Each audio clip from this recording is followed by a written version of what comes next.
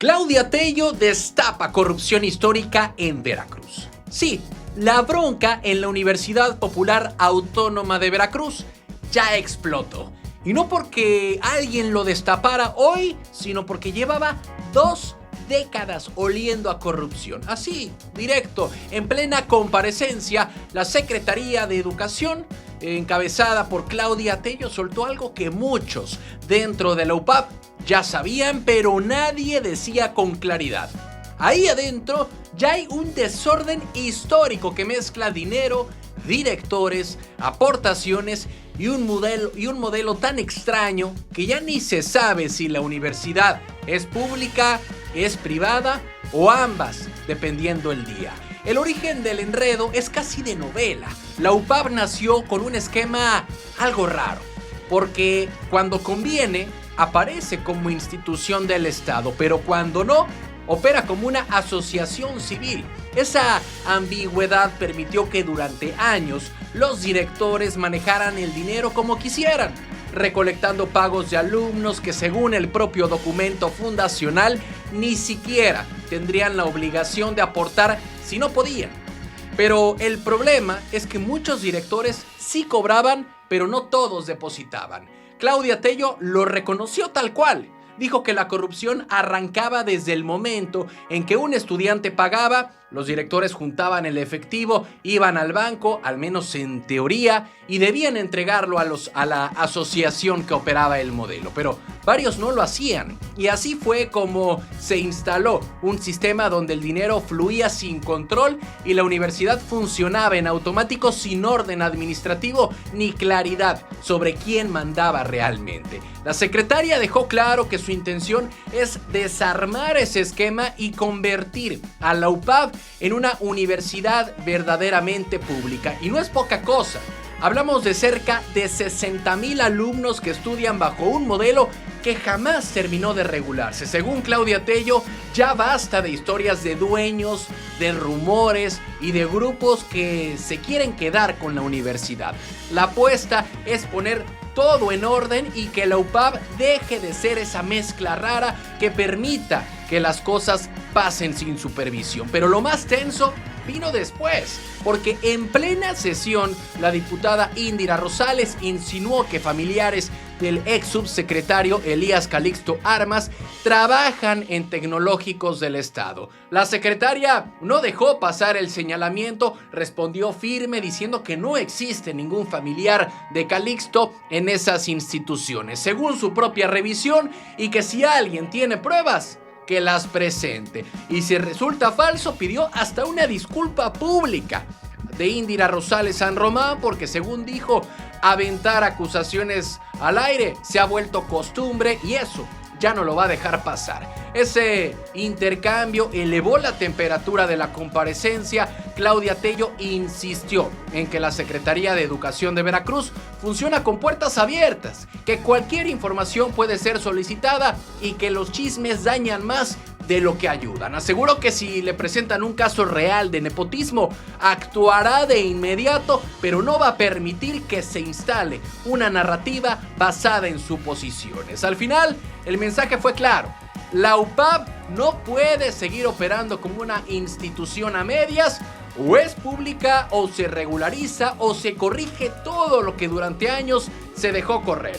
Y en el centro de esa limpieza está el manejo del dinero, la función de los directores y el reordenamiento administrativo que, según Claudia Tello, ya comenzó. La comparecencia dejó 2 certezas.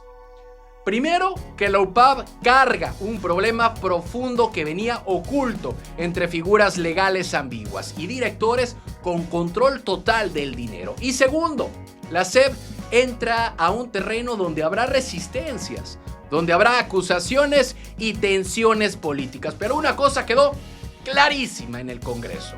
El tema ya reventó y ahora sí, alguien va a tener que poner orden en la universidad que por años funcionó en tierra de nadie. ¿Cansados de las mismas noticias de siempre? ¿Con los mismos de siempre? Aquí lo contamos sin rollos, directo y diferente. Dale click a la campanita, suscríbete y entérate de lo que de verdad está pasando en Veracruz y en la política. Noticias locales. desploma modelo educativo veracruzano. Y Senyacén, y Cuitláhuac, y Morena.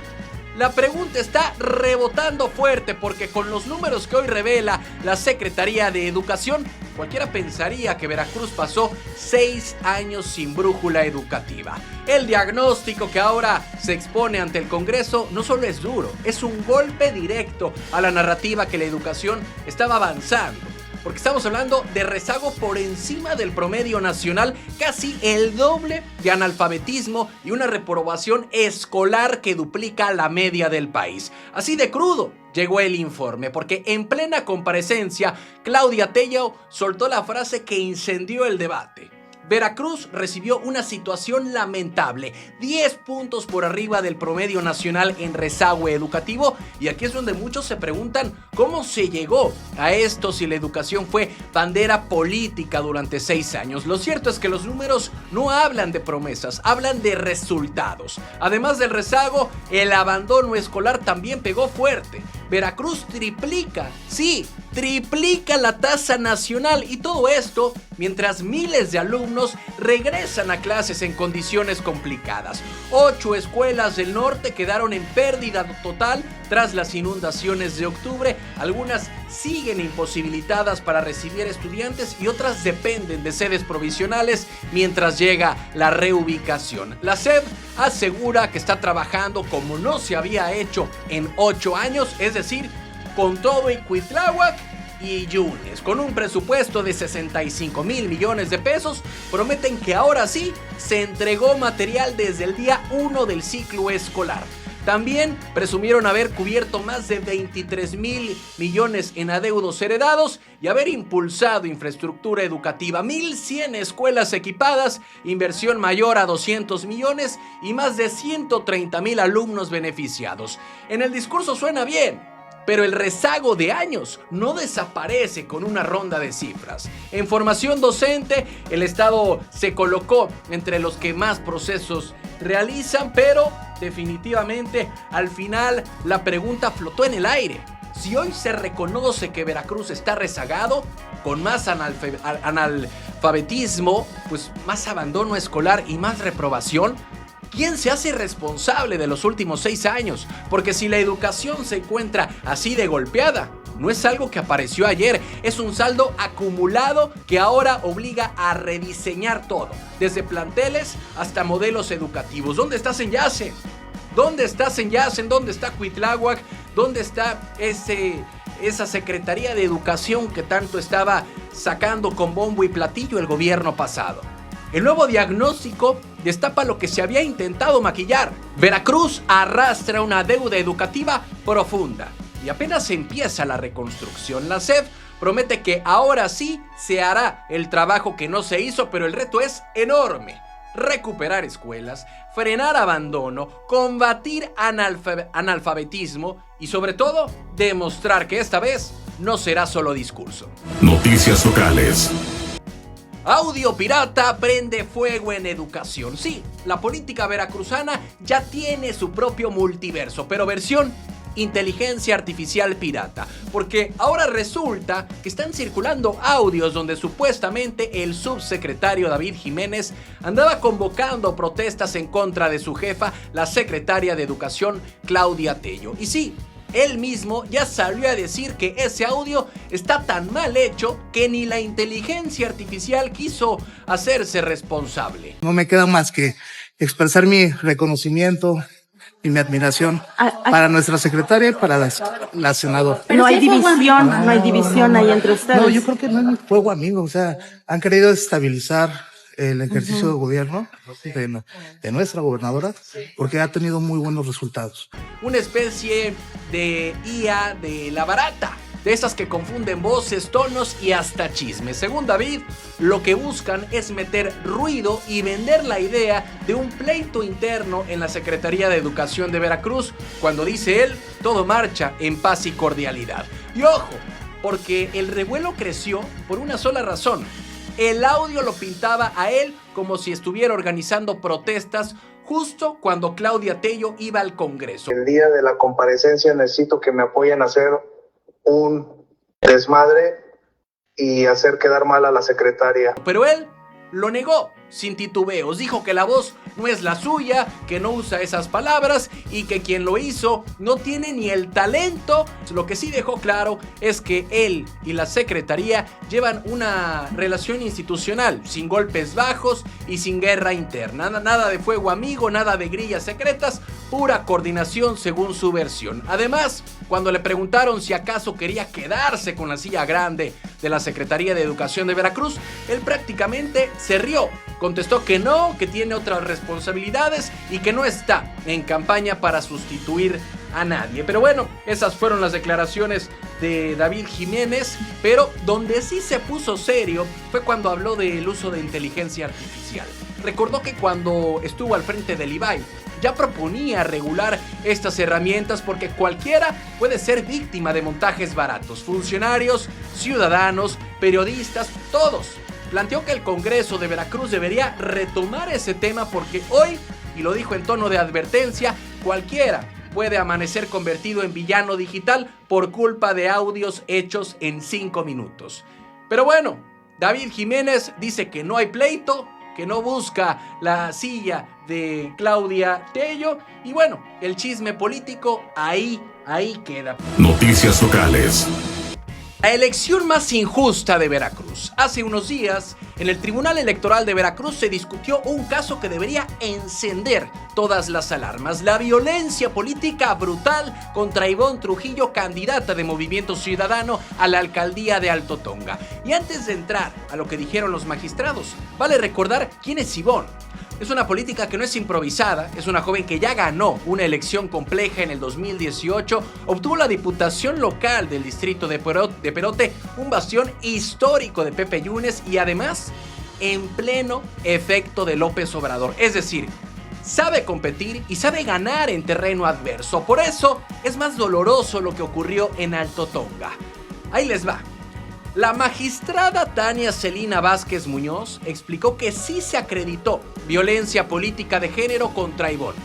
Violencia real, excesiva, humillante, especialmente dirigida a destruir su imagen por ser mujer. Pero aún con todo eso, la elección no se pudo anular. ¿Por qué? Porque la diferencia entre el primer y segundo lugar superó el 5% y la ley impide la nulidad si la violencia, según criterios actuales, no es determinante en el resultado. Pero aquí empieza lo grave. A la elección que se llevó a cabo en el municipio de Alto Tonga, Veracruz, realmente fueron presiones que por respeto y por no revictimizar no se repiten, pero realmente que fueron completamente dirigidos a atacar la dignidad de una mujer por el hecho de ser mujer.